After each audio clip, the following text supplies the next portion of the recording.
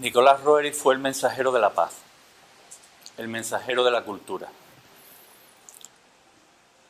el mensajero de la belleza. Lo hizo a través de sus obras, también a través de sus escritos y a través del legado que simbólicamente dejó a la humanidad, que está sintetizado en la bandera de la paz. Elena Roerich fue nombrada por la jerarquía espiritual, por la Hermandad Blanca, como Uruzbati, la que alumbra nuevos caminos y la que libera del prejuicio. ¿Por qué motivo esta definición? Porque conocer el sendero del Agni Yoga y seguir el sendero del Agni Yoga implícitamente conlleva que realizamos en nosotros una ampliación de conciencia que constituye el último eslabón evolutivo en nuestra evolución como seres humanos en este cuarto reino.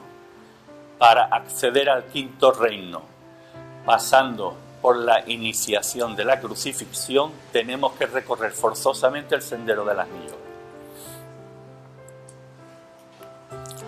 Se trató de un matrimonio ígneo, trabajaron con el fuego del espíritu, y sobre todo constituyeron, tanto ellos como sus hijos, un ejemplo de vida espiritual, puesto que podían vivir muy cómodamente, pertenecían a la aristocracia rusa, pertenecían a la nobleza rusa, era una familia realmente acomodada. Sin embargo, en pos de seguir con su objetivo, se arruinaron en 2 ocasiones y pusieron en peligro sus propias vidas en numerosas ocasiones.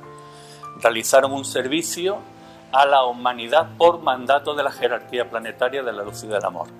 Sus hijos, Yuri y Svetoslav, les ayudaron en este proceso. Yuri acompañó a la familia en la expedición que realizaron por Asia Central, y Svetoslav fue quien dejó su legado al Museo ICR de Moscú, en la época en la que Gorbachov era presidente de la Unión Soviética.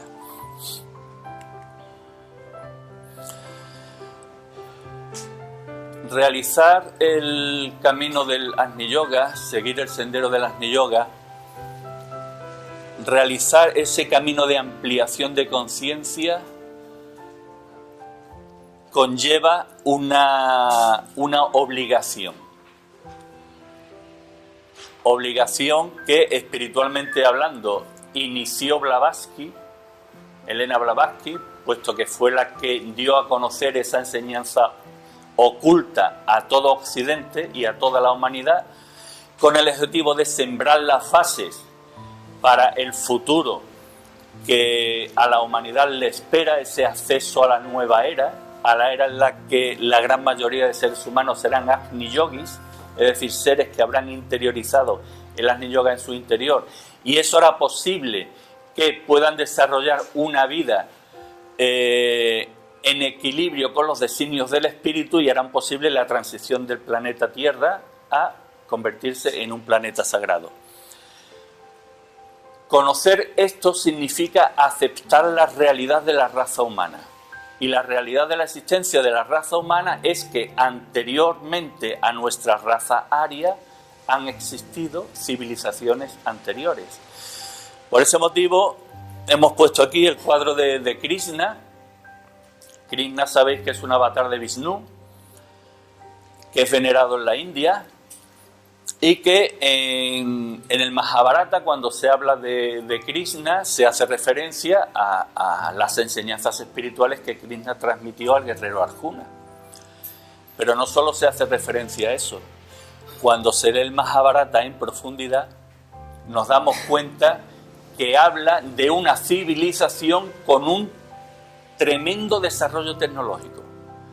Y fruto de ese desarrollo tecnológico se estableció y se desarrolló una confrontación entre fuerzas de la luz y fuerzas de la oscuridad. Y precisamente en el Mahabharata se están inspirando muchos científicos que están avanzando hacia los descubrimientos de la ciencia actual.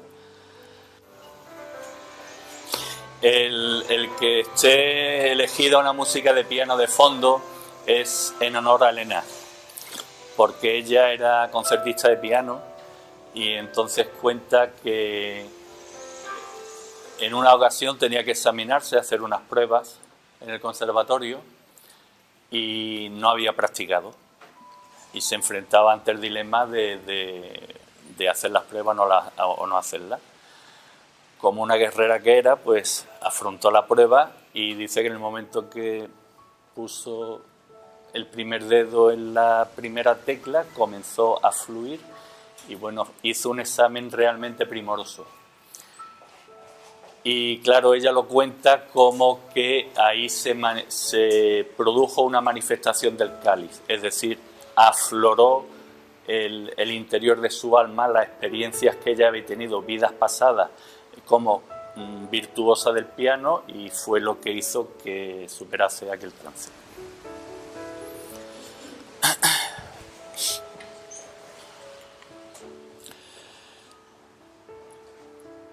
Otro cuadro que hace referencia precisamente a la existencia de razas anteriores a la raza aria es este cuadro, tiene por nombre Chud y hace referencia a una leyenda rusa que circulaba entre los viejos creyentes, que decía que hacía muchísimo tiempo un pueblo se refugió en el interior de la tierra.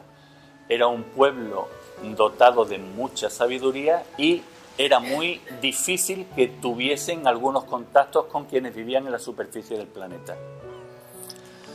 Y por supuesto la leyenda de la Atlántida, que nuevamente hace referencia a aquella civilización dotada de una enorme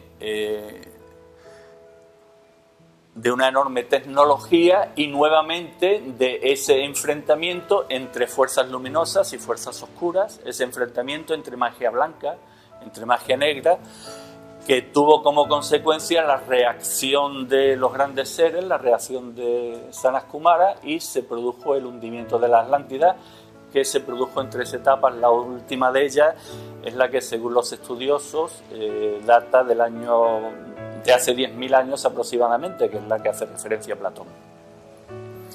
Este hundimiento de la Atlántida sirve de base, de punto de partida para comenzar el análisis simbológico de la obra de Nicolás Roerich.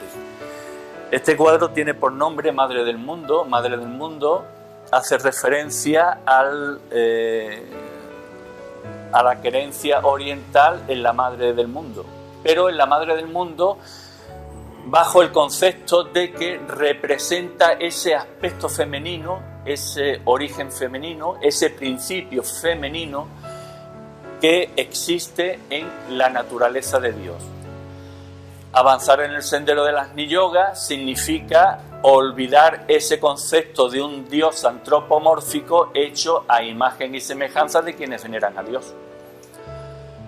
Dios debemos de entenderlo como un aspecto masculino que cuando reflexionamos lo tenemos en nosotros, pensamiento masculino entendido como esa ideación, esa creación de una idea, de un arquetipo, y el aspecto femenino es el que se encarga de dar a luz ese arquetipo o avanzar hacia ese arquetipo que previamente hemos creado en nuestra mente.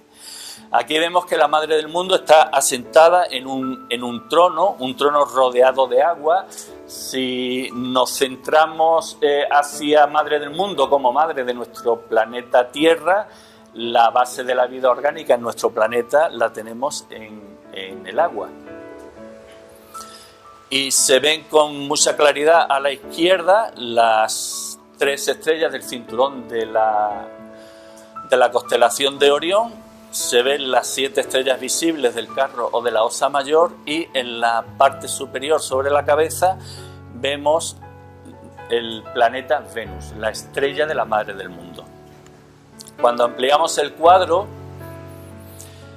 vemos con más detenimiento lo que he hecho referencia. El taoísmo, por ejemplo, hace referencia a la constelación de la Osa Mayor como la constelación o el lugar en el que habitaban los 9 dioses creadores, 7 de ellos visibles, que son las 7 estrellas, y 2 invisibles, una que está ubicada aproximadamente en esta posición y la otra que está ubicada aproximadamente en esta. Todas las leyendas de las razas humanas, de las civilizaciones, hacen referencia de una forma o de otra a la relación que existe entre la humanidad y la constelación de Orión, el planeta Venus y la Osa Mayor. Vemos que la madre del mundo está cubierta por un manto, el manto de la creación. ¿Por qué? Si tenemos que elegir entre simbolismos para asociar lo que es identificar lo que es la materia e identificar lo que es Dios, la materia se identifica con el cuadrado y Dios se identifica con el círculo, puesto que toda la creación generada en el círculo parte de un punto, el centro, el Big Bang que dio origen al universo. Y además todas las formas creadas en el interior de un círculo o de una esfera son formas duales, puesto que cada punto de ese círculo, de esa esfera, tiene un punto opuesto cuando trazamos una línea por el centro. Bien, vemos que la madre del mundo tiene la mano izquierda recibiendo energía, la mano derecha transmitiendo energía. Y además los cuadrados no tienen dentro absolutamente nada.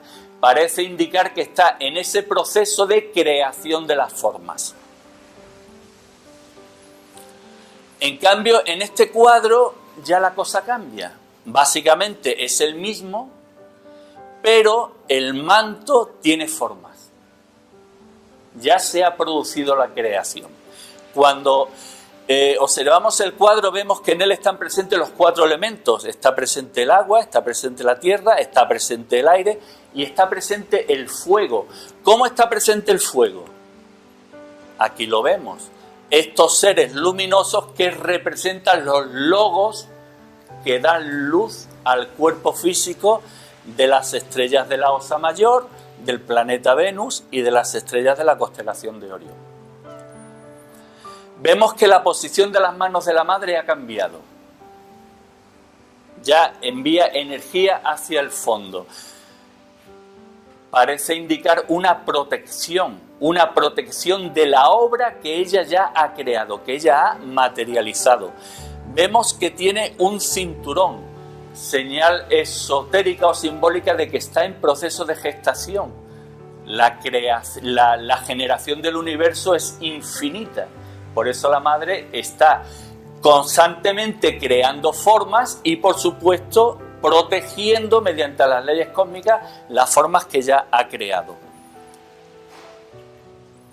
Vemos que las formas que figuran en el manto son formas vegetales y animales que parecen que tienen un carácter arquetípico por su silueta, por sus contornos.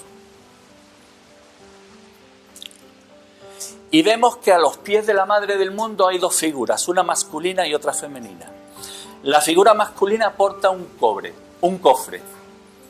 Este cofre veremos más adelante que está relacionado precisamente con la constelación de Orión, porque porta en su interior la porción itinerante de la Chintamani.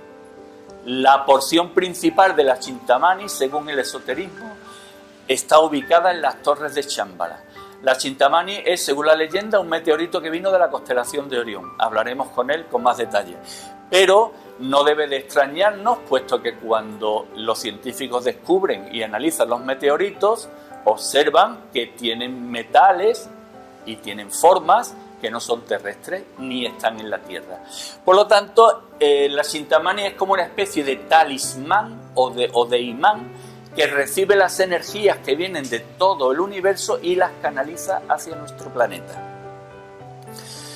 El que el hombre porte el cofre con la porción itinerante de la Chintamani trata de transmitir que el hombre como principio masculino se pone a disposición de la jerarquía planetaria y por este motivo recibe el honor de portar esa porción itinerante. de la Chintamani. Y la mujer porta en sus manos un libro. Este es el libro de la enseñanza del Agni Yoga. ¿Por qué es tan importante y por qué lo porta la mujer? Porque durante milenios, si analizamos la historia, vemos que la historia de la humanidad se ha desarrollado bajo el predominio masculino. Y el predominio masculino nos ha llevado a la situación de degeneración planetaria que tenemos, a la falta de amor. ¿Y por qué digo la falta de amor? Porque siempre debemos de establecer principios de analogía entre lo superior y lo inferior. Si la creación divina, la creación de Dios es un acto de amor, ¿quién mejor que identificarse esotéricamente con esa creación divina que la madre, la que da a luz la vida? Pero no solo la que da a luz la vida biológica, sino la que da la luz a la vida de los pensamientos arquetípicos que tenemos que lanzar al espacio para que evolutivamente nos desarrollemos. Y podemos encontrar miles de ejemplos. Todos sabemos que tras un gran hombre siempre hay una grandísima mujer. La mujer es quien debe de conducir al hombre por el sendero del amor. En el centro vemos sobre un pedestal una cruz con los dos brazos iguales.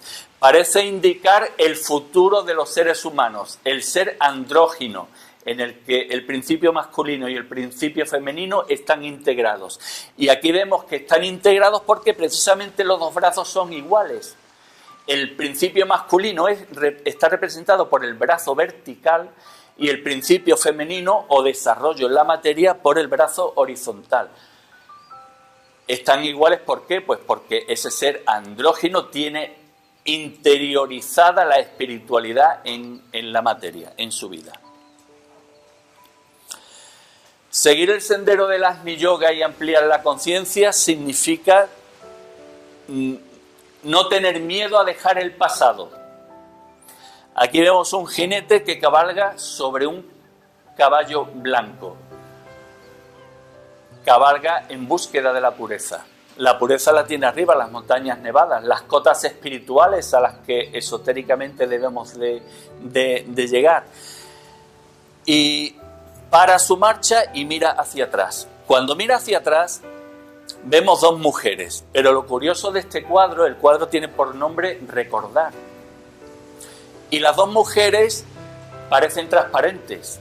Cuando vemos las formas parecen transparentes. Sinceramente no creemos que sea un error de Nicolás en la pintura, sino más bien pensamos que se trata de algo intencionado. ¿Intencionado en qué sentido? La transparencia hace referencia al mundo sutil. El mundo sutil o astral nos ancla a la materia. Y para poder trascender hacia las cotas superiores, tenemos que dejar a un lado la astralidad, todo lo relacionado con la astralidad, y enfocar nuestros pasos hacia los mundos sutiles superiores, hacia las esferas de la mente abstracta, en la que seremos nosotros los que a través del conocimiento y a través de la puesta en práctica de ese conocimiento espiritual guiamos nuestras vidas. Nuestras vidas no serán inducidas por lo que seres que están en el mundo atrás nos indiquen que debemos hacer o que debemos seguir. Entre otras razones porque de ese mundo astral se valen las fuerzas oscuras para desviarnos del buen camino.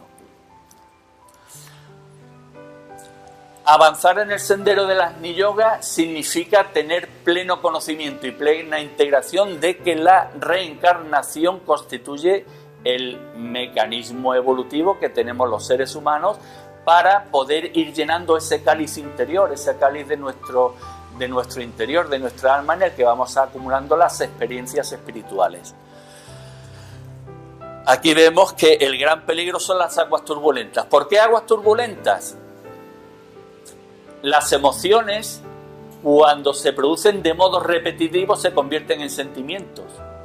Pero los sentimientos pueden ser oscuros o poco luminosos y sentimientos luminosos. Los sentimientos luminosos son las cualidades del alma. Vemos que aquí está dibujado un arco iris. Simbólicamente tiene mucho que ver con esto que estamos hablando de la transmutación de los sentimientos negativos en cualidades del alma. El agua, cuando se evapora, el agua está relacionada con las emociones. Cuando las emociones se vaporizan, se evaporan, se elevan, parece indicar que se convierten en emociones de características superiores. Y cuando reciben la incidencia de un rayo solar, se descomponen en los colores del arco iris.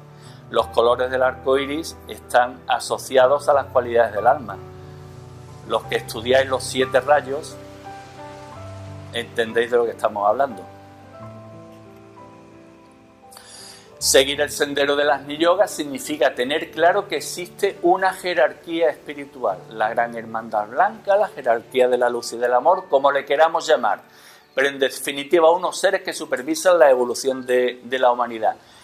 Pero esto no lo debemos enfocar solo precisamente en la existencia de estos seres, sino que avanzar por el sendero de las Niyogas significa que tenemos que interiorizar que la ley jerárquica es una ley evolutiva. Y cuando miramos a nuestro alrededor, vemos que el principio jerárquico está presente absolutamente en todo. En la familia, en la sociedad, en la naturaleza, en la espiritualidad, en todo. Nicolás y Elena eran conscientes de ello, por eso eran discípulos directos del maestro Moria. Pero el concepto de discipulado no es algo que atañe a una sola vida, es un desarrollo que se produce a lo largo de muchas vidas. Por eso hemos puesto Nicolás asociado a este ser medieval, a este hombre, y Elena a esta mujer. ¿Quiénes eran este hombre y esta mujer? Pues el conde Eckehard II y la condesa Uta von Wallenstein. Son 2 personajes históricos que vivieron aproximadamente entre el año 1000 y 1100. Y aquí vemos que el conde en su escudo tiene el triángulo con el vértice hacia arriba, que constituye, digamos, el núcleo de la enseñanza de Nicolás a través del símbolo de bandera de la paz. Y la condesa porta un cáliz con la llama, nuevamente el cáliz de las acumulaciones espirituales. Aquí vemos al conde y a la condesa en uno de los laterales de la catedral de Naumburg, es donde ellos vivieron.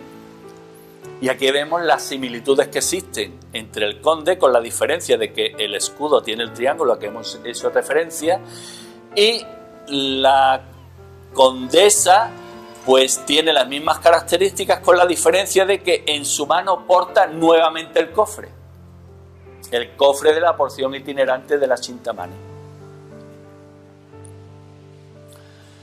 Como decíamos, Nicolás y Elena eran discípulos del maestro Moria. ¿Qué forma de testificar este discipulado? Pues la fotografía que ellos se hicieron delante del cuadro que estamos viendo. El cuadro tiene por nombre Fiat Rex, el mandato del rey, y aquí lo vemos como detrás está la imagen del maestro Moria.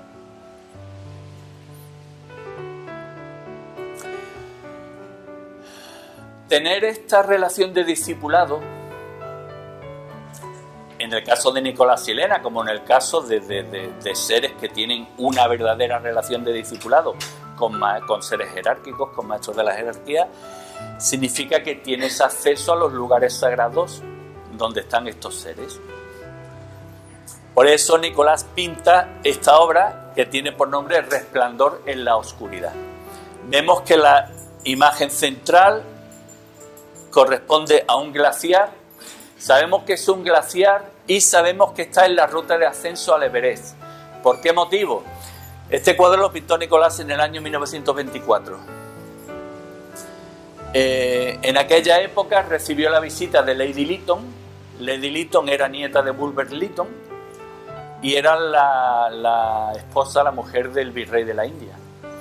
Y visitó a Nicolás y Elena acompañada de 2 expedicionarios, o algunos expedicionarios más, de una expedición británica que estaba intentando coronar el Everest. Habían hecho 2 intentos y fracasaron. Bueno, pues los expedicionarios le preguntaron con insistencia a Nicolás: ¿Tú has estado en el Everest? ¿Por qué motivo? Porque este glaciar solo podían verlo los seres que estaban intentando acceder al Everest por la ruta de los escaladores. La expedición finalmente terminó en un fracaso, puesto que los dos expedicionarios, Mallory y Irving, se despeñaron y murieron, ¿no? Cuando vemos este cuadro con detenimiento, observamos que este grupo de seres han salido de una gruta subterránea. Volvemos al origen de la exposición, a la leyenda de Chut y a la leyenda de todos los pueblos que se han refugiado en el interior de la Tierra. Descienden. ¿Por qué descienden? Pues porque su misión es dar a la humanidad los conocimientos y la protección que ellos tienen. Y esa ayuda que la humanidad necesita para avanzar en su impulso evolutivo. Vemos que este sendero es un sendero protegido.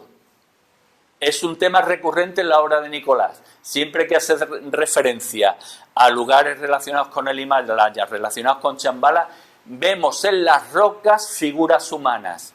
Aquí la tenemos. Claramente delimitada la boca. Esto es una figura humana, un protector de la naturaleza.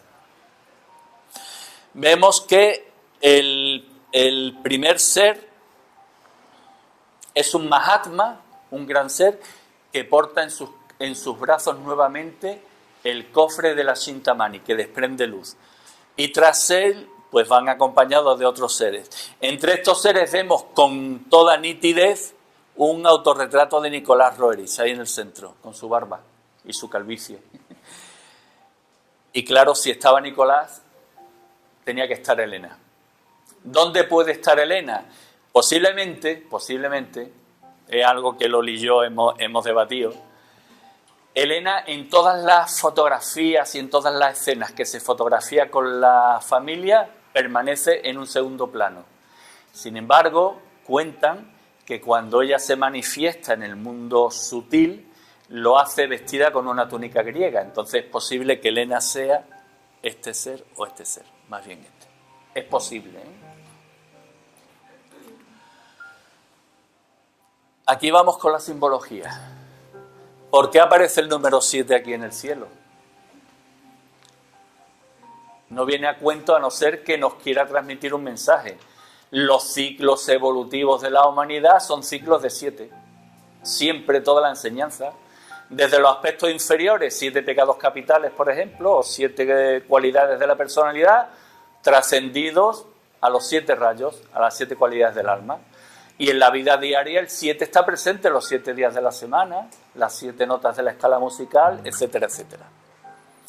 En el cielo vemos nuevamente, aunque aquí se ha perdido en el cuadro, el cinturón de Orión, y vemos que entre esta montaña y el glaciar parecen transitar seres extraños. Este es un ser extraño. Aquí hay un jinete con una apariencia extraña también. Pero también se trata de un lugar de tránsito protegido. Cuando se habla de protegido, se hace referencia a que solo pueden transitar quienes tienen autorización para ello, o quienes se han hecho merecedores de esa autorización, evidentemente. ¿Por qué? Pues aquí vemos la silueta de una esfinge.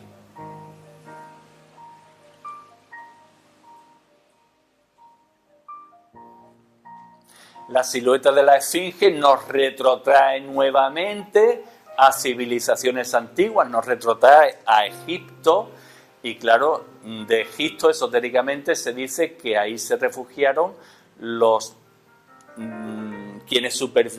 seres de luz que supervivieron a la catástrofe de la Atlántida. El Mahatma Moria en sus manos tiene un artefacto que no sabemos lo que es, pero debe tener mucha importancia cuando lo retrata con él.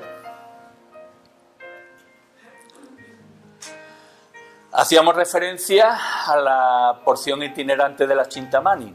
Según la leyenda tibetana, la Chintamani llegó a la Tierra procedente de la constelación de Orión en un caballo alado. Y venía en el interior de un cofre, que es este cofre que vemos aquí. Venían 4 objetos con unas escrituras que no han logrado descifrar, y entre esos objetos se encontraba la piedra. Vemos que desprende luz. El caballo es el Lunta, el caballo de viento en el que descendió, y desciende de las alturas donde se encuentra Shambhala. Pero claro, la ruta que va siguiendo el caballo forzosamente tiene que ser una ruta protegida y sagrada. Vemos aquí la inmensa cantidad de guardianes que existen. Este en el primer lugar. Este en el segundo, que además da miedo, como para decir, si no estás autorizado no pases, que no lo vas a conseguir. Aquí vemos la silueta de otro ser. A este lado la silueta de un ser y la silueta de 2 seres más. Es llamativa la llama que desprende y el color azul del aura. Hay que decir que Nicolás y Elena cuentan, hemos visto hasta en 3 ocasiones, unos fenómenos que a ellos les ocurrieron durante la expedición que realizaron a Asia Central. Y es que en momentos puntuales, o bien de las manos de Nicolás o bien de las manos de Elena, al tomar contacto con un objeto normal, ocurrió cuando tomaron contacto con las mantas que cubrían sus camas, saltaron chispas y se encendió una llama de color rosa azul y otras veces de color azul, y era un fuego indoloro, no dolía y no quemaba. Y ese fuego lo asocian, según explicaciones, a la materia lúcida manifestada. Por lo tanto, tiene mucha relación con esta imagen. Lunta, el caballo de viento. Vemos que Nicolás y Elena están retratados con el cofre. Ellos fueron los últimos seres afortunados que tuvieron en sus manos la porción itinerante de la Chintamani, y la tuvieron con un objetivo, del que hablaremos cuando toquemos el tema de la expedición a Asia Central. El paño que cubría el cofre, la porción de la Chintamani, que es un meteorito, no lo olvidemos. Y esta es la expedición al Asia Central. Partieron en la India de Srinagar, atravesaron todos los Himalayas, llegaron al lago, creo que el lago Zaizan, descendieron por un río hasta un núcleo ferroviario en el que cogieron el Transiberiano que los transportó a Moscú. Después regresaron, penetraron en la zona de Altai, atravesaron Mongolia y atravesaron el desierto del Gobi, nuevamente el Himalaya, y llegaron a Darjeeling. Pongámonos en situación. Año 1925. No había autovías, no había carreteras, y estos señores hacen una expedición con unos objetivos, pero que no era una expedición con una ruta marcada, sino que iban un poco, como se dice ahora, vamos a dejarnos fluir, ¿no? Atravesaron 35 puertos de montaña, sufrieron todos los males de altura que nos podamos imaginar, estuvieron a punto de desprenderse, es decir, de morir en acantilados. Sufrieron ataques de bandidos. Su hijo estuvo a punto de morir asesinado de un balazo en la cabeza. Tuvieron como objetivo, uno de los objetivos, llegar a Moscú para dar hacer unas ofrendas en la tumba de Lenin, leer un escrito de los Mahatmas, y para que os situéis de que lo que os cuento no es ningún cuento chino, tuvieron que rellenar los visados para poder entrar en Rusia, en una época dura del soviet ruso, ¿no? Y tuvieron que exponer el motivo de la visita que iban a realizar a la Moscú, Pues Nicolás Roerich escribió por mandato de los Mahatmas.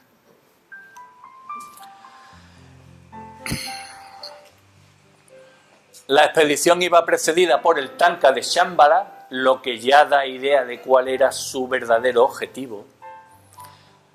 Por la bandera de los Estados Unidos como patrocinio, y fijaros en las tiendas de campaña que los cobijaban, eran tiendas casi de verano, para soportar los rigores climáticos a los que se vieron sometidos.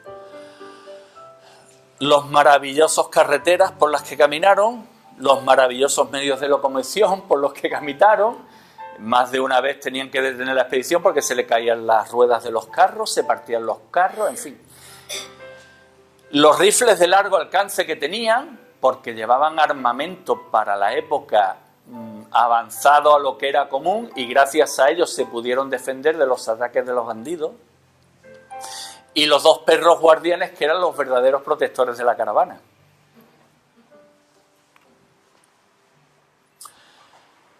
Uno de los objetivos que alcanzaron, descubrir los vestigios históricos del símbolo que sirvió a Nicolás para crear la bandera de la paz.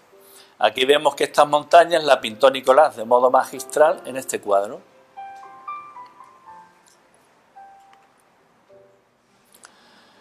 Nuevamente el cofre, porque otro de los verdaderos motivos, quizás el verdadero motivo, es que ellos, estando en París realizando los preparativos de la expedición, recibieron un cofre. Recibieron este cofre, mandado por correo. Y en su interior iba la porción itinerante de la piedra Chintamani. Y tenían la misión de llevar esa piedra Chintamani por toda Asia Central. Si os fijáis, Asia Central circunvala todo lo que es el desierto del Gobi. Y os recuerdo que en el desierto del Gobi estaba la Isla Blanca. La Isla Blanca, que era la primera ubicación de Shambhala. ¿Por qué motivo el llevar esa piedra Chintamani?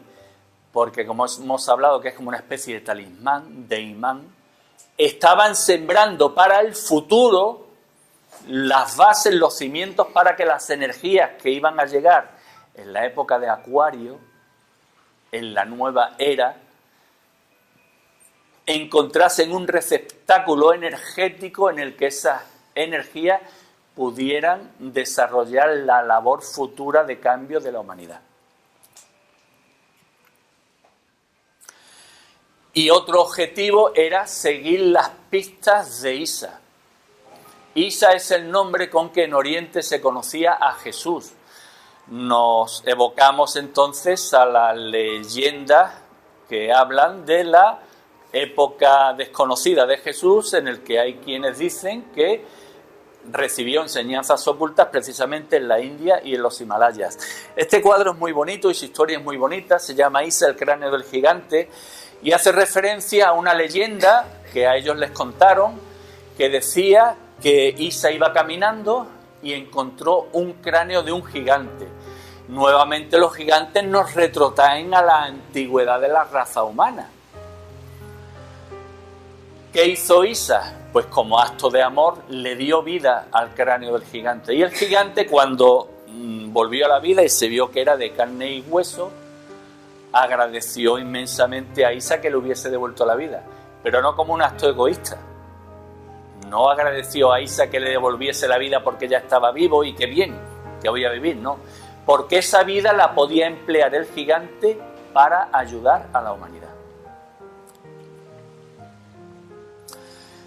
Shantan representa la nota trágica de la expedición. Shantan estaba ubicado en la meseta del Tíbet, en la zona más fría de Asia Central, y aquí la caravana estuvo detenida durante 5 meses. En el año 1990 aproximadamente se descubrió a través del diario del doctor de la expedición que el gobierno del Tíbet recibió órdenes del gobierno británico para detener a la caravana. Es decir, a Nicolás y a Elena y a la expedición intentaron aniquilarlos por todos los medios. Aquí la caravana prácticamente desapareció, murieron casi todos los animales, murieron miembros de la expedición y ellos mismos estuvieron a punto de perecer. Pero antes de llegar a esta nota trágica, hay que contar algo realmente hermoso. Chantan estaba, bueno, pues a poca distancia de la frontera del Tíbet. La frontera del Tíbet estaba en Ulan Dabán. Y poco antes de llegar a Ulan Dabán, fue cuando Nicolás y Helena y toda la expedición pudo ver ese platillo volante, ese famoso platillo volante de forma ovoidal, que brillaba, que los lamas de la caravana interpretaron como un mensaje de Shambhala, en contraposición al vuelo de un buitre, que era el representante de las fuerzas oscuras que estaban vigilando a la caravana. Pero no solo eso. Después de haber visto el platillo, a los pocos días, caminando por el desierto, percibieron perfumes de incienso. Y no había templos por ninguna parte. Nuevamente, los perfumes de Shambhala. Y llegaron a un punto que los miembros, que todas las caravanas conocían como la frontera de Shambhala. Llegado a ese punto, la caravana se detuvo y dijeron, por aquí no pasamos. Y Nicolás y Helena decían, no, por aquí pasamos. No, nosotros no pasamos. La caravana se quedó en la frontera y Nicolás y Helena marcharon. Volvieron al cabo de 2 o 3 días. Cuando fueron recibidos, todos los miembros de la caravana los adoraron como a dioses. Quizás llegaron a Shambhala. Quizás devolvieron la porción itinerante de la Chintamani.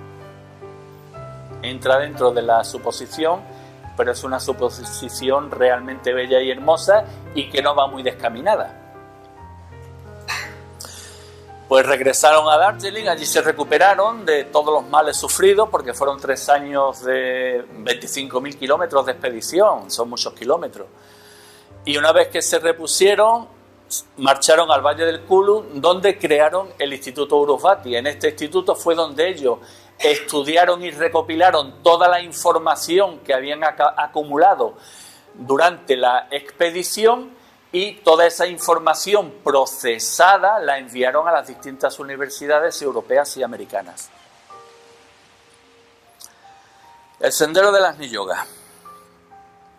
Cualquier vía espiritual que se emprende, sea religiosa, sea filosófica, sea de órdenes iniciáticas, etcétera, etcétera, tiene un objetivo, la aspiración hacia lo superior, hacia lo que el ser humano considera como superior. Esta es la aspiración que realiza este asceta. ¿Y dónde está lo superior? Pues lo tenemos ahí escondido, en el desfiladero. Y vemos que detrás de la asceta existe lo que aparece un desprendimiento de rocas y que al inicio del desfiladero aparece nuevamente un guardián de la naturaleza. Luego estamos hablando del sendero hacia Shambhala, hacia la fortaleza de la luz. Aquí vemos las 2 almenas de las torres de Shambhala.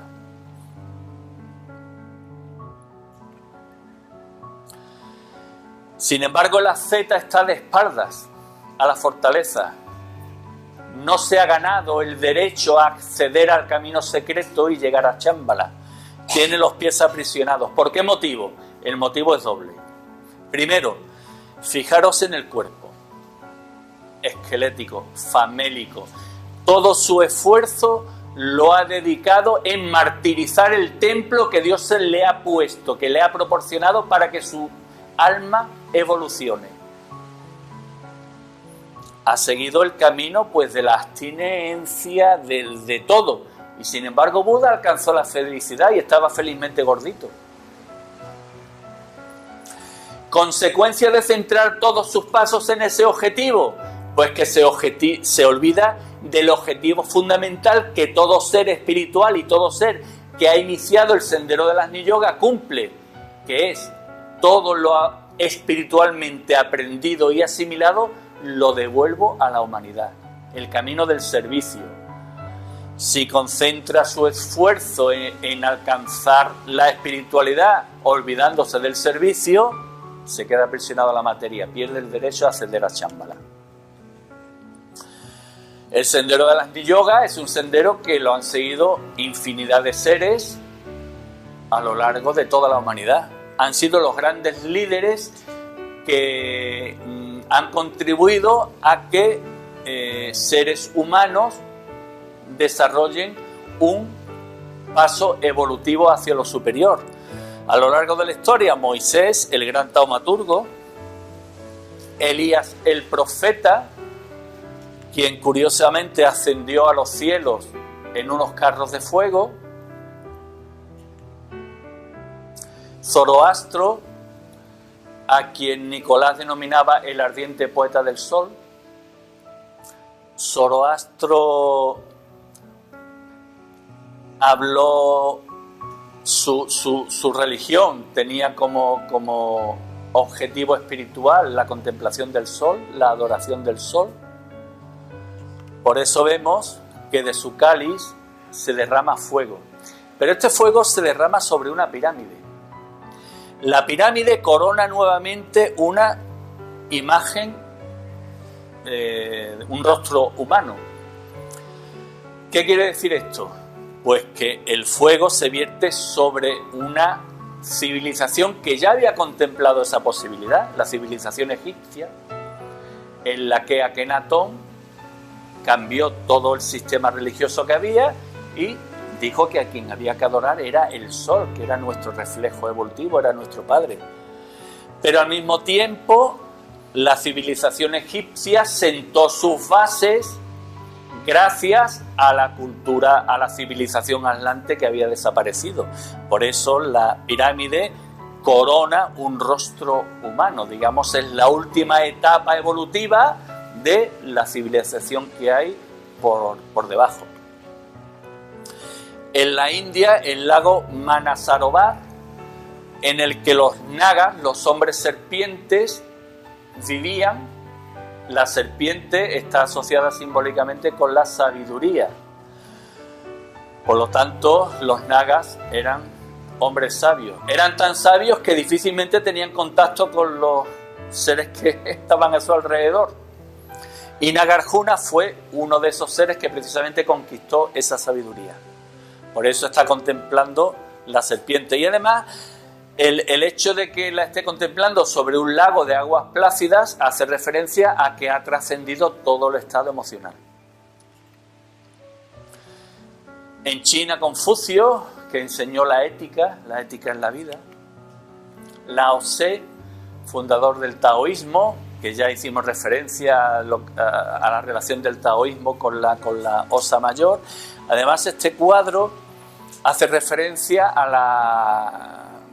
la historia o a la leyenda que dice que en los últimos días de vida de Lao Tse marchó a lomos de un buey hacia la tierra de los inmortales. La tierra de los inmortales, la tierra de los grandes seres, la tierra de Shambhala. Y vemos que precisamente va hacia la tierra de Shambhala y que es un camino protegido porque aquí se perfila nuevamente un rostro humano, un protector de la naturaleza.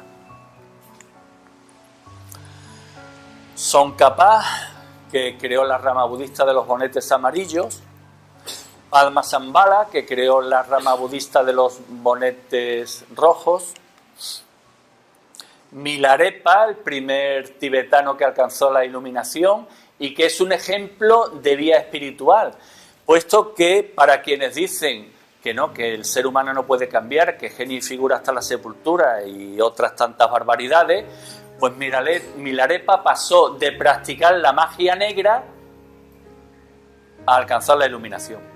Por eso Milarepa al amanecer escucha las voces de los devas. La serie de todos los guerreros ascetas, todos aquellos que a través de las artes marciales buscaban alcanzar el máximo estado espiritual. El caso de Enno Yoya, que fundó el Sugendo. Mohamed el profeta, aquí vemos a Mohamed que recibe del arcángel Gabriel la enseñanza de Alá con ese cáliz. Además, En este cuadro Nicolás tiene la deferencia de pintarlo de espaldas a quien lo ve. ¿Por qué motivo? Porque según la tradición musulmana no se podía ver al profeta cara a cara. No creía Nicolás crear susceptibilidades. Es una clara muestra de la síntesis que se aplica en el Agni Yoga. En la cristiandad, San Francisco, el amante de los animales, o el gran patriarca ruso Sergio de Radonega, que aquí lo vemos con más detalle, como en la ermita o símbolo de la orden monástica que él creó, bajo la vigilancia divina, la capilla se asienta sobre un paño y en el paño vemos que al fondo aparece otra vez el triángulo equilátero con el vértice hacia arriba. Buda, que alcanzó la iluminación. En esta escena Buda ha trascendido las emociones claramente, está sobre el lago, parece como si estuviese levitando. Alcanzó la iluminación y es él quien ilumina la cueva. Es su luz la que ilumina la cueva. Y cuando lo vemos con más detenimiento, vemos que esa cueva, ese lugar que se podría identificar con la cueva etérica del corazón, está basada precisamente en los reinos inferiores, nuevamente la protección de un ser de la naturaleza. Por supuesto, Cristo, con su cáliz.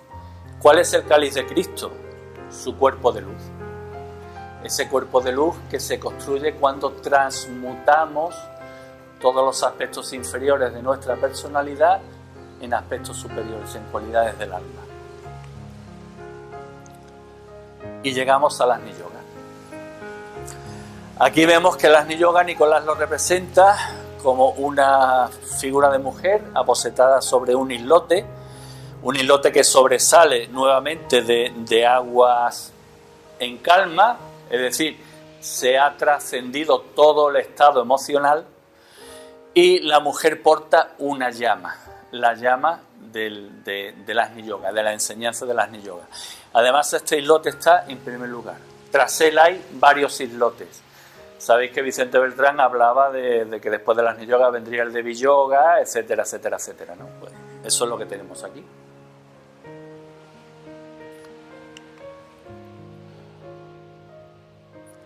¿Qué es el Agni Yoga?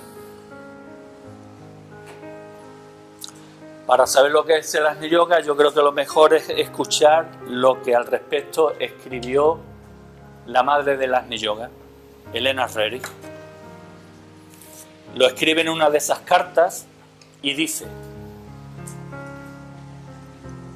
Agni Yoga trata de las supremas transmutaciones ardientes de todos los centros que no pueden ser realizados por ningún método mecánico, sino que requiere una directa influencia controladora del Gran Maestro.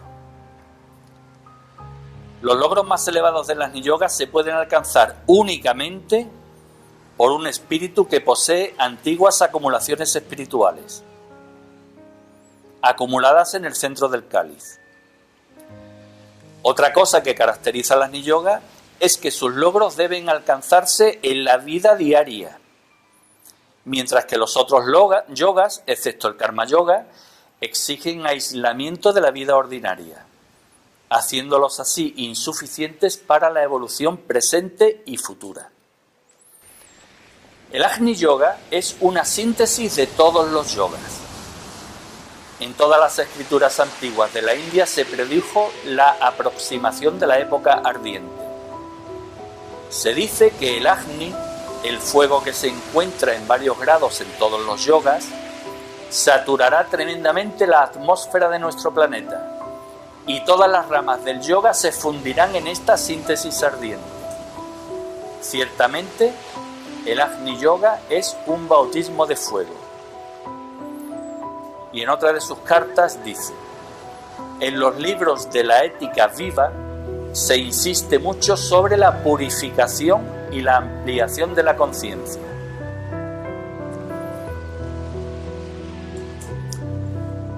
En los grupos de Facebook en las páginas web, en muchos sitios, por donde quieras que miréis, se habla mucho de Agni Yoga. Y prácticamente todo es Agni Yoga. Y nos olvidamos de varios aspectos que son esenciales. Primero, el Agni Yoga es una consecuencia evolutiva. Nos la tenemos que ganar. Si no estoy preparado, no puedo iniciar el sendero del Agni Yoga. Y eso no significa que quien está preparado es mejor que quien no está preparado. Significa que ha andado más y que ha aprovechado mejor el tiempo. Se olvida otro aspecto. El Agni Yoga solamente puede ser dirigido por un maestro de la jerarquía. Es decir, en la vía astral, en el astralismo, no vale yo soy tu maestro, tienes que hacer esto, tienes que hacer lo otro. No, eso es astral. Agni Yoga son aspectos superiores. Toda la ensoñación del maya, toda la ilusión, hay que dejarla a un lado. El que manda es el maestro interior, ese cáliz que dice que tiene las acumulaciones de nuestra vía espiritual, seguida vía tras vía. Y por supuesto, ese cáliz es el que hace que yo pueda seguir, que yo me refiero a quien esté en el sendero, ¿no? Que pueda seguir el sendero espiritual de las Agni Yoga. No puede venir nadie a decirle yo te voy a activar unos chakras, yo te voy a ayudar a que seas más espiritual. No. El que me tiene que ayudar a que yo sea verdaderamente espiritual soy yo, porque tengo que discernir, tengo que separar el polvo de la paja, tengo que separar la verdad de la mentira, quedarme con lo auténtico, y una vez que me quedo con lo auténtico, ponerme en manos de Dios, y Dios lo tienes aquí, y se manifiesta vía intuición. El Agni Yoga nos enseña. Si veis que en una escuela os dicen te voy a dar cursos del Agni Yoga, os aconsejo que salgáis corriendo, porque no es verdad. Y la última premisa y la más importante de todas: Agni Yoga es servicio, es aplicación de la espiritualidad en la vida diaria. Si yo voy de maestro y los que me ven dicen joder, pues si tú eres maestro no veas los gambazos que estás pegando, no estoy siguiendo el sendero del Agni Yoga. Esto debe de quedar muy claro, porque parece que hay una guerra encubierta entre a ver quién es el abanderado del Agni Yoga. El Agni Yoga lo transmitió. Quien inició el camino fue Madame Blavatsky por mandato de la jerarquía, a través del maestro Moria. Quien siguió el camino fue Elena Rering y su marido Nicolás Rering, precisamente por mandato del mismo maestro Moria. Y las enseñanzas del Agni Yoga, quien las dejó escritas, fue Elena Rering.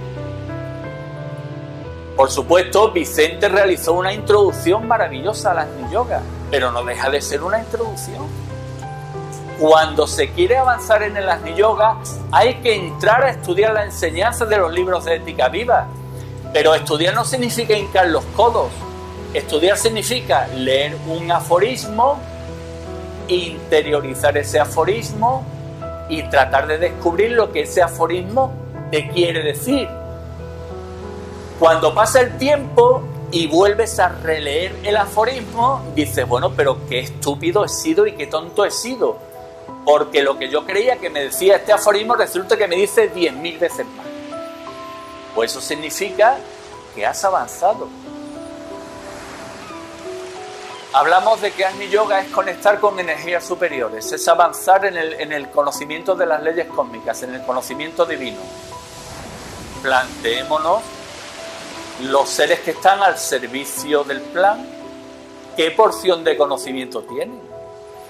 Ellos tienen el conocimiento del plan en la Tierra, pero ¿y el conocimiento del Logos Solar? Del plan del Logos Solar. ¿Y el conocimiento del plan del Logos de la galaxia? ¿No? Ellos tienen el conocimiento que está acorde a su perfeccionamiento espiritual. Y por eso el Agni Yoga habla de la purificación, que vengo insistiendo en trascender las emociones, en aplicar la espiritualidad a la práctica en trascender lo inferior a lo superior, cosa a lo que Vicente también hace muchísima referencia. Entonces, como a mí me gusta, como dije al principio, dar al César lo que es del César y a Dios lo que es de Dios, la madre del Agni Yoga es Elena Rerich. Y a todos los demás hay que darle el reconocimiento que tienen, pero sin olvidar el reconocimiento que le corresponde a la madre del Agni Yoga.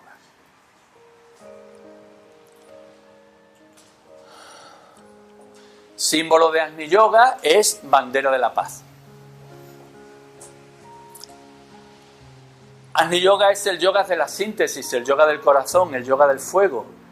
Eso se sintetiza en este símbolo, bandera de la paz, que lo creó Nicolás con un motivo: intentar salvar la cultura de la humanidad de las catástrofes que el Armagedón que se inició y que está en marcha, pues están ocasionando.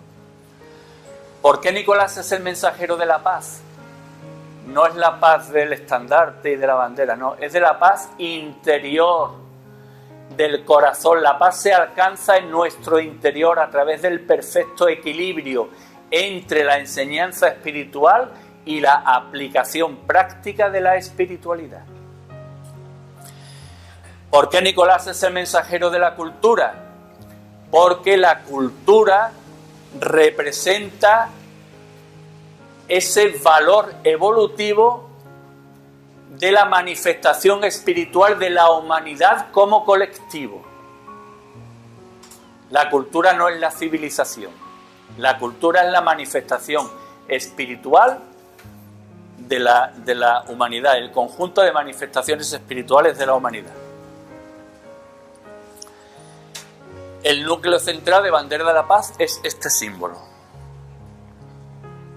Hablamos que cuando tenemos que representar en símbolos pues los aspectos que nos rodean, el cuadrado representa la materia, el triángulo representa la evolución espiritual, puesto que inicia la andadura en el contacto con la materia y culmina en el vértice que representa el espíritu, y el círculo o la esfera representa la divinidad.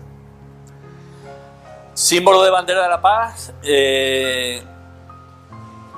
como hemos visto, estaba representado en Mongolia, en muchos sitios, está representado en muchos lugares de América. Los trisques celtas también hacen referencia a eso. A lo largo de la humanidad, en la cristiandad existen cuadros, estandartes de papas, etcétera, etcétera, que también está representado este símbolo. O sea, tiene un carácter universal. Y en cualquier ubicación donde haya estado, digamos, utilizado o venerado, se ha hecho con un carácter sagrado. Símbolo de la felicidad, símbolo del poder del alma, representación de la Trinidad, por ejemplo. O sea, se le pueden dar muchos enfoques. Su interpretación se podría englobar en tres grandes aspectos. Aspectos evolutivos, por supuesto.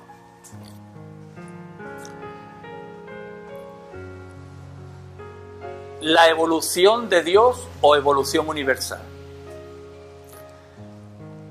La esfera exterior representa el círculo no se pasa o conjunto de toda la materialización arquetípica de Dios a lo largo de la historia.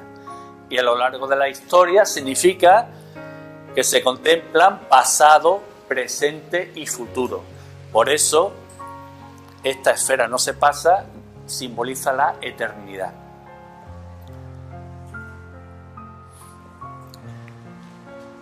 Puede asociarse con la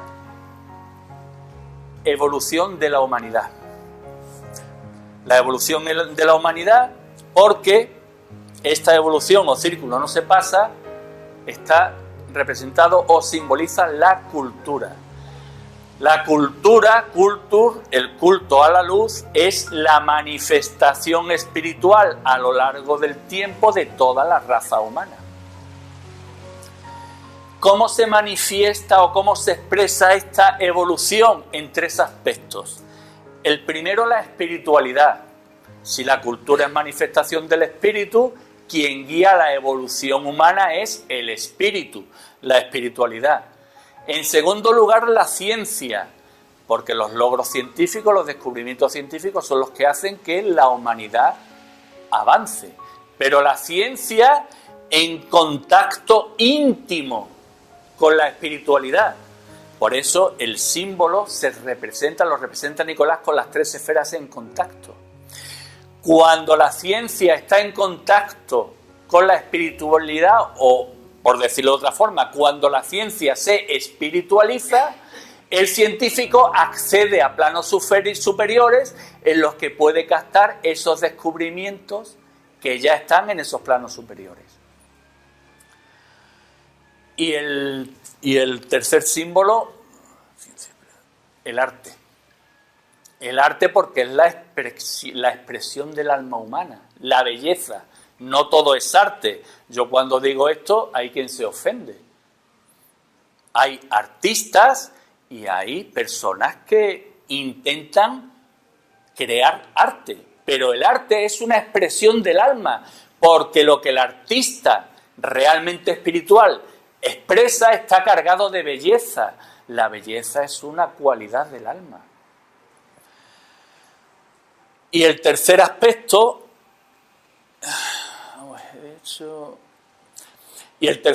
evolutivo sería la evolución como ser humano. Hablamos de que la paz se construye en nuestro interior. Pues la evolución del ser humano es precisamente desarrollar en equilibrio nuestro pensamiento, nuestro sentimiento y palabra y nuestra acción. Cuando eso se realiza en equilibrio, pues realmente pensamos, sentimos, nos expresamos, entendiendo palabra como expresión de la voluntad del alma, y actuamos en equilibrio, es nuestra alma quien nos guía. Si estos 3 aspectos evolutivos los sintetizamos, porque al fin y al cabo el yoga es síntesis, tenemos aquí el símbolo de la divinidad. El ser humano es un Dios en potencia. ¿Cómo creó Dios el universo? En primer lugar, en su pensamiento, principio masculino. Ideó las formas, creó los arquetipos. Segundo paso, emitió la palabra, es decir, desarrolló el acto de voluntad de llevar a cabo esa obra que él había ideado en su mente. Tercer paso, la creación de la forma. Ahí es donde entra la madre del mundo. Y por supuesto el círculo exterior, pues toda la creación, ¿no? Toda la manifestación divina. En definitiva, seguir el sendero del Agni Yoga es seguir el camino de Cristo, puesto que Jesús, que albergó en su interior a Cristo, era un Agni Yogi. Trabajaba con el fuego. Jesús manifestaba su alma plenamente. Quien manifiesta su alma plenamente es un Agni Yogi. Seguir el sendero de Cristo. Aquí vemos nuevamente que en el centro tenemos un torrente de aguas turbulentas, al que ya hemos hecho referencia. La parte izquierda es el camino que no debemos seguir. Vemos que es oscuro y que las aristas son agresivas, como dan miedo. Sin embargo, Cristo sigue el camino por el lado derecho. Un sendero individual, ahí no caben 2 personas. Ahí no caben 2 personas. Un sendero protegido, nuevamente el rostro. Y un sendero que evidentemente tiene altibajos. No siempre estamos en la nube espiritual. También tenemos etapas de penurias espirituales, ¿no?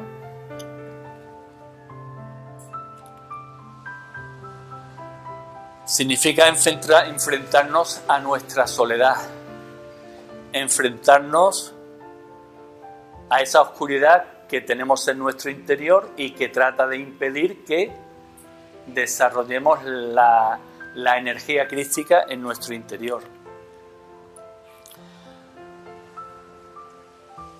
Y seguir el sendero de Cristo está expresado de modo magistral en esta obra, Los signos de Cristo. Esta obra refleja en el lienzo literalmente el aforismo, uno de los aforismos de Hojas del Jardín del Moria. En este aforismo se cuenta que una caravana se pierde en el desierto y que el guía de la caravana, a la luz de la luna, encuentra a Cristo. Le dice que nos hemos perdido y entonces Cristo comienza a hacer un dibujo. ¿Qué nos está hablando? De una caravana espiritual. El guía espiritual, y en un momento dado, pues como que se ha perdido cuál es el camino correcto que se tiene que seguir, ¿no? Este miembro de la caravana es Rosul M. No sé quién será, no sabemos quién es. La cuestión es que Cristo, con su cayado de bambú, transmite la gran enseñanza del Agni Yoga. Cuando ampliamos la imagen, lo primero que hace es que Cristo dibuja un cuadrado, es decir, el caminar en la tierra, y en este cuadrado deja impreso la huella de su pie y lo acompaña de las palabras verdaderamente por pies humanos. ¿Qué está diciendo? Yo fui hombre como vosotros, yo caminé por la tierra como vosotros, y vosotros tenéis que seguir el mismo camino que seguí yo. A continuación, dibuja un segundo cuadrado y en este segundo cuadrado imprime la huella de su mano y la acompaña de las palabras verdaderamente por manos humanas. Nuevamente está diciendo, como en definitiva lo que estáis construyendo es vuestro templo interior, pues yo en la tierra tuve que construir mi templo y vosotros tenéis que hacer lo mismo. Cuando el templo esté coronado por el arco del domo, que es esa pieza, esa cúpula que finaliza la construcción de un templo, habrá finalizado la construcción, y esa cúpula es precisamente el Agni Yoga. Cuando esa cúpula está coronada, un pistilo que Cristo ha sembrado en el corazón de cada uno de nosotros comienza a florecer y a dar frutos. ¿Qué nos está diciendo esta obra? Pues que cada uno tenemos que desarrollar en nosotros el espíritu crístico, la naturaleza crística. Tenemos que desarrollar el amor cósmico, que no se nos olvide.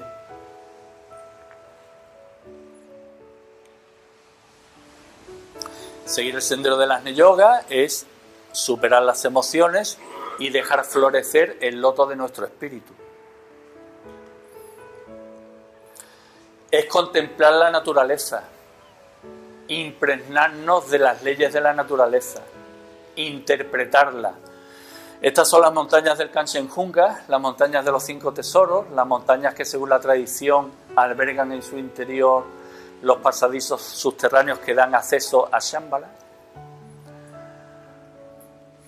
Luego es nuestro objetivo y nosotros estamos aquí al principio y tenemos que llegar allí, que es el final. Las cumbres montañosas. ¿Cuál es la primera labor que tenemos que realizar? Transmutar lo negativo en positivo, lo oscuro en luminoso.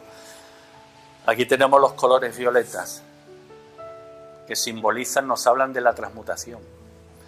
A medida que nos transmutemos y manifestemos nuestra alma, estamos manifestando el amor, la línea rosada.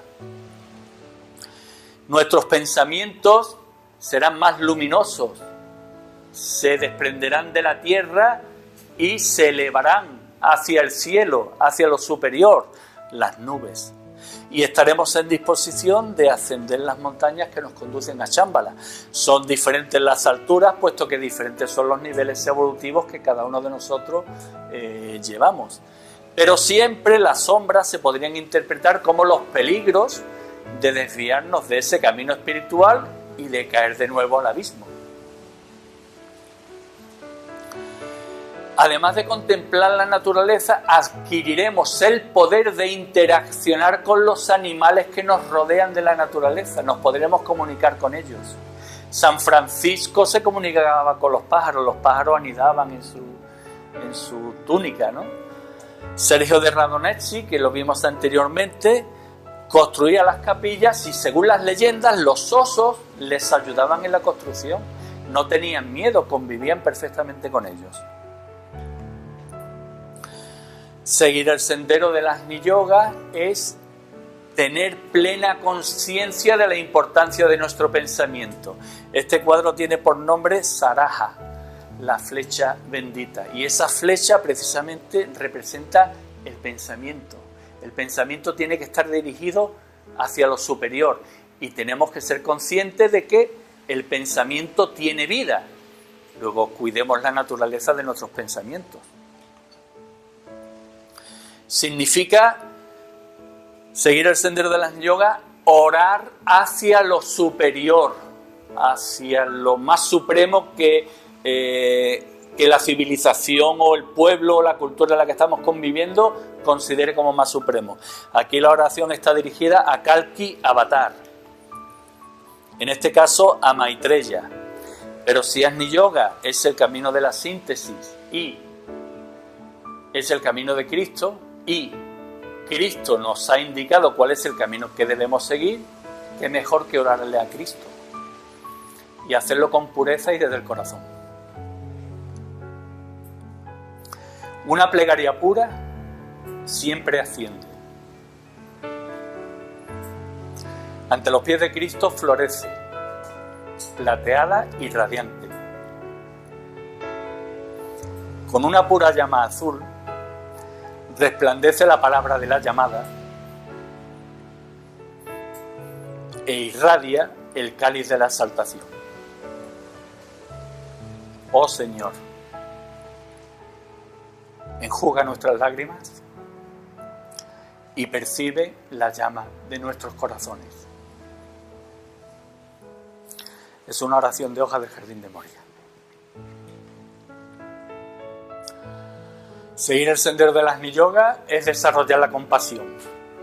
Aquí el lama interpone su mano entre la flecha que lanza el cazador a su presa. Este, por lo visto, era el cuadro que más le gustaba a Elena. Seguir la llamada del Agni Yoga significa que en un momento de nuestras vidas alcanzaremos el privilegio de recibir a un mensajero de Shambhala. En este caso el mensajero es una mujer, es Madame Blavatsky, y recibe el mensajero de Shambhala. Es un cuadro pintado por orden del maestro Moria. Bueno, por orden, por indicación del maestro Moria. Los maestros no dan órdenes, indican. Seguir el sendero del Agni Yoga es desarrollar en la cueva etérica de nuestro corazón la naturaleza crística. Aquí vemos que esta cueva es el tesoro de las montañas. Si las montañas es el objetivo espiritual, pues el tesoro de esas montañas está en nuestra cueva, la cueva etérica del corazón. Es una zona protegida. Aquí vemos que está la gruta y dos seres, uno y otro. Cuando ampliamos la imagen, vemos nuevamente los dos seres y los ojos son unos ojos extraños. No parecen ojos humanos, o al menos a mí no me lo parecen. Podría ser una alusión a que, bueno, a que no solo es la raza humana la que evoluciona en el universo, ¿no? Y aquí vemos al maestro transmitiendo las enseñanzas a sus discípulos. Cuando lo vemos con detalle, ¿qué observamos? El maestro porta el cáliz de la enseñanza. Pero ¿cómo son las imágenes de quienes reciben sus enseñanzas? ¿No os parecen que es un fiel reflejo de la imagen del maestro? Podría ser nuevamente una indicación de que todos debemos manifestar o desarrollar la naturaleza crística en nuestro interior. Seguir el sendero del Agni Yoga y pertenecer a las ramas de los maestros significa entrar en contacto con Rinzai Gyalpo, el anciano de los días, Melquisedec, el señor de Shambhala. Son muchos los nombres que se le dan a ese ser, a ese logos. Aquí lo vemos que está impartiendo órdenes a sus mensajeros que salen hacia todos los confines de la tierra para transmitirlos. Uno de estos mensajeros transmite las enseñanzas de Shambhala a los miembros de una caravana, lo hace en el desierto Y como son enseñanzas de Shambhala, vemos que en la parte posterior del cuadro hay mucho que descubrir, que hace referencia, por supuesto, a Shambhala. En la parte de la derecha, un rostro protector. En la parte de la izquierda, otro rostro protector. Luego están protegiendo lo que hay en el centro. Pero no solo lo protegen los dos seres, los dos protectores de la naturaleza que están a los lados. Lo protege este ser fantasmagórico, este yeti.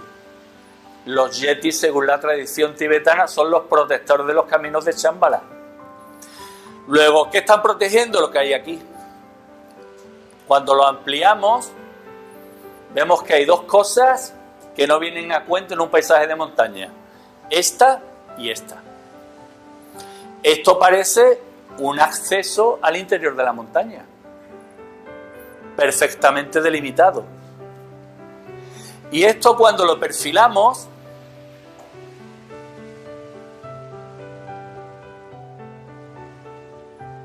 vemos que se trata de un avión y la carlina del avión. ¿O no veis que es un avión? A nosotros nos lo parece, vamos, sin lugar a dudas. Lo extraño del caso es que lo pinta Nicolás en el año 1925. Podría ser una casualidad. Vamos a ver el siguiente cuadro. La orden de Rizden Yepo. Nuevamente vemos a Rizden Yepo dando sus órdenes a los mensajeros. Observemos esto de aquí. Cuando lo ampliamos y lo giramos, ¿qué vemos? Nuevamente un avión. Ya no puede ser casualidad. Está pintado el mismo año. En el año 1925 no había aviones con este tipo de fuselaje. ¿Qué quiere decir esto? Las leyendas hablan de que Shambhala, en sus pasajes subterráneos, tiene mucha tecnología. Tecnología que el ser humano tiene que descubrir. Eso se puede analizar, pero no se puede descartar. Esto en concreto hace referencia a un discípulo de Nicolás Roerich, Andrew Thomas, que fue quien en su libro Shambhala, Oasis de Luz, sugiere que Nicolás podía haber estado ante la presencia de Rizden Yepo, del señor de Shambhala, que podía haber visto precisamente la tecnología de Shambhala, que podía haber estado en uno de estos aviones y que podía haber recibido, o digamos, le podían haber dado una visita de cortesía alrededor de todo el planeta.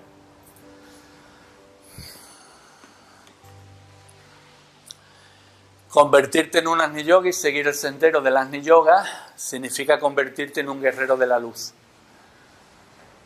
La fortaleza de la luz siempre está acosada por las fuerzas oscuras, por los demonios y por las fieras.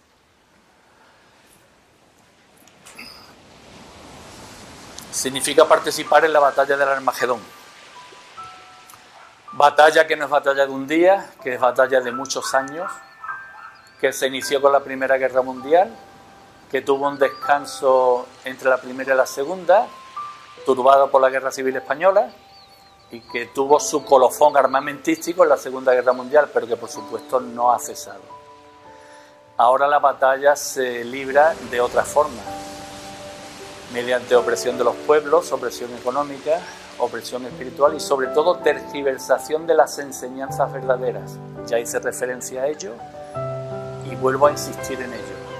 Tenemos que saber discernir dónde está la verdad y dónde está la mentira.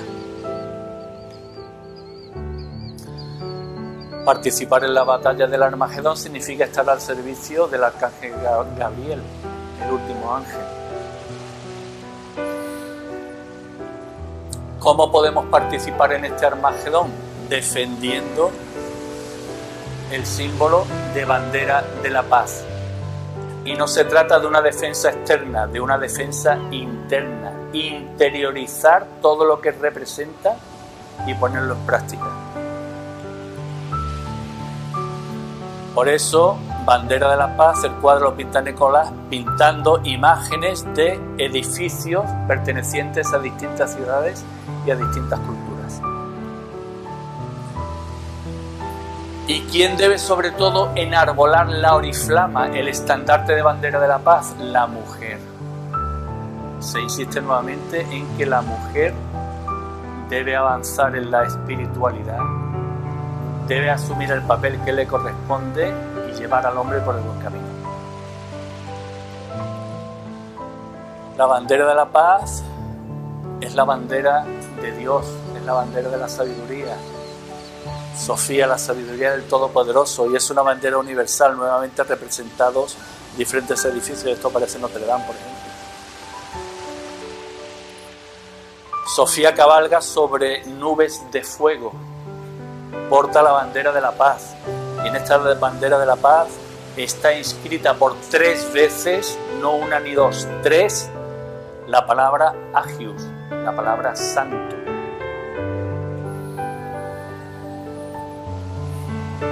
Seguir el sendero de las yogas significa recuperar ese conocimiento perdido que se perdió con la Atlántida. En el cuadro de la Madre del Mundo no hice referencia, veíamos que la Madre del Mundo tenía un velo que le tapaba el rostro. Es una alegoría al hecho de que la humanidad perdió ese contacto o ese conocimiento con la verdadera naturaleza de la divinidad, ¿no? Bueno, pues eso se conquista, este ser humano de aquí abajo lo conquista en este cuadro. El cuadro se llama La que guía, es una vocación de la Madre del Mundo, nuevamente.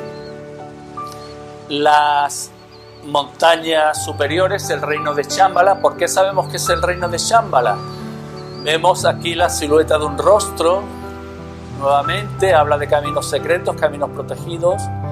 Vemos aquí la silueta de un yeti.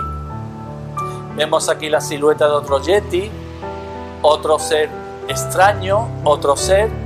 Aquí vemos 2 flechas indicativas de un lugar oculto, es decir, nos habla de una zona protegida y sagrada. Aquí vemos la silueta de otro ser, y cuando ampliamos la escena central, vemos que este hombre toca el manto de la Madre del Mundo. La Madre del Mundo se vuelve hacia él. A la derecha de la Madre, a la izquierda de la Madre del Mundo, la derecha de la imagen, vemos un manantial subterráneo de aguas térmicas, de aguas termales. Las aguas termales, aguas que están en contacto con la fuerza ígnea del planeta.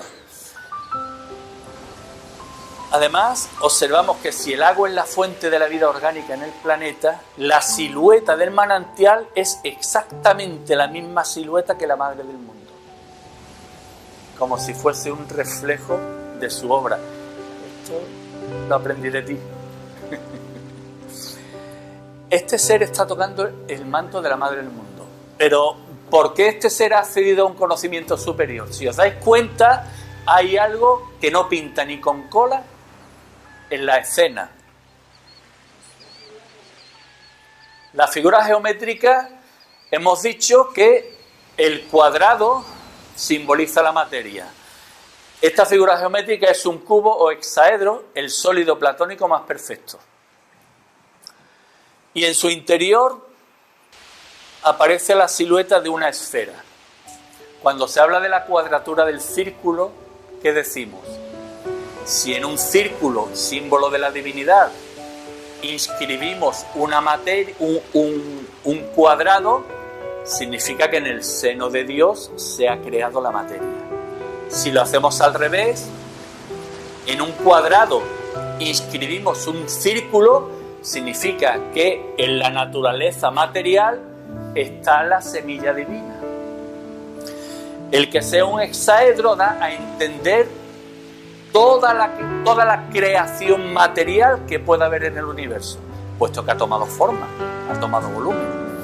Ampliamos la imagen, vemos aquí la silueta del círculo, y además vemos cómo parece que del centro del círculo emanan rayos. Pero ¿dónde está ubicado este hexaedro? Justo detrás de la mente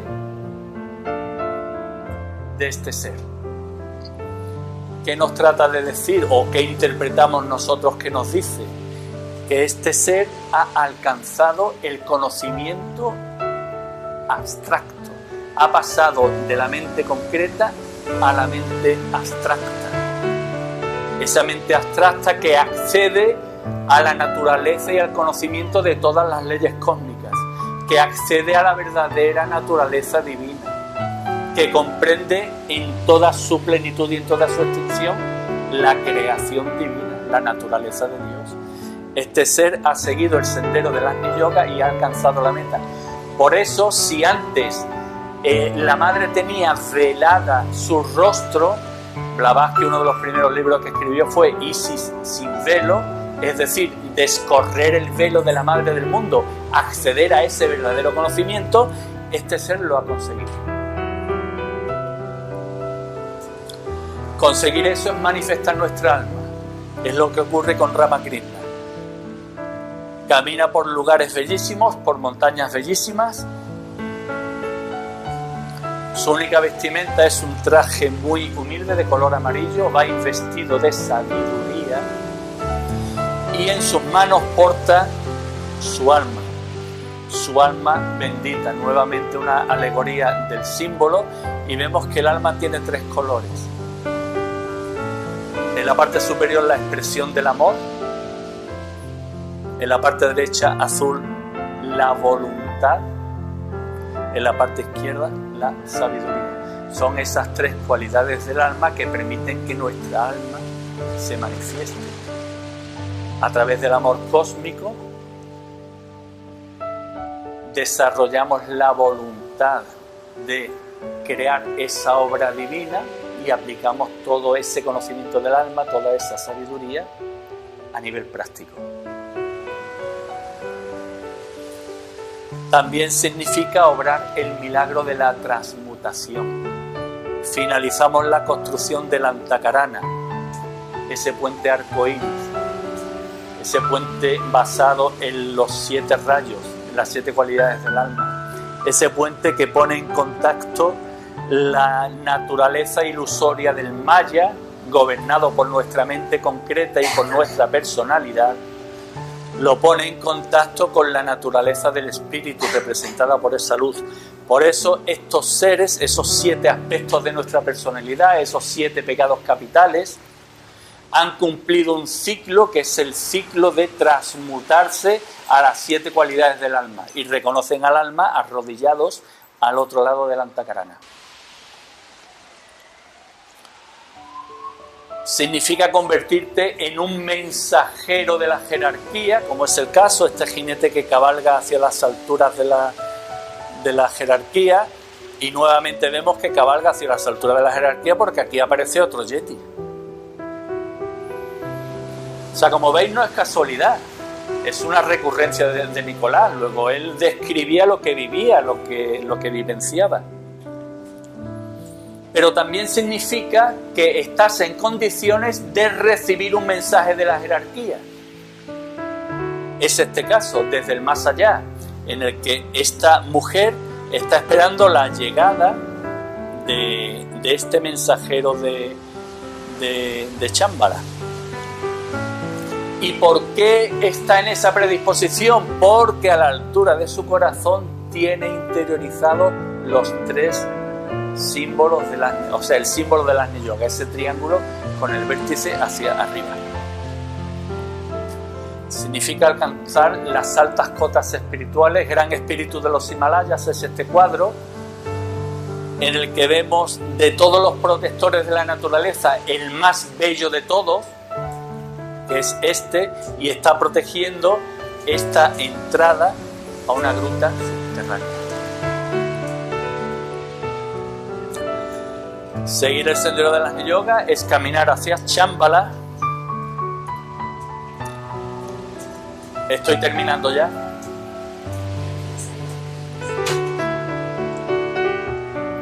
Es escuchar su música, la música de Shambhala, escuchar la canción de Shambhala. es caminar por el camino secreto que nos lleva hacia las ramas de Shambhala. Significa poder ser rescatado por la Madre del Mundo a través de este hilo que la Madre del Mundo desde la época de la Atlántida tendió a la humanidad, con el objetivo de que los seres que culminen esa vía espiritual puedan llegar a ese reino de Shambhala. Y la fortaleza está acosada por los demonios y las fieras, y vemos que en sus muros están pintados con reiteración precisamente las cruces con los brazos iguales, el desarrollo equilibrado del ser humano. Nicolás y Elena fueron Agni Yogis. Nicolás y Elena alcanzaron este objetivo. El símbolo del Agni Yogi, el cáliz, en el que la manifestación del cáliz es este triángulo equilátero con el vértice hacia arriba, y toda la manifestación del alma de un Agni Yogi es una manifestación de naturaleza ígnea, es fuego cósmico.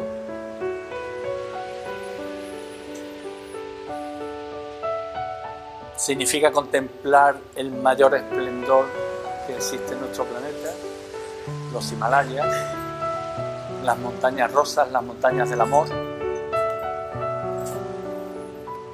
y poder ver la luz de Shambhala.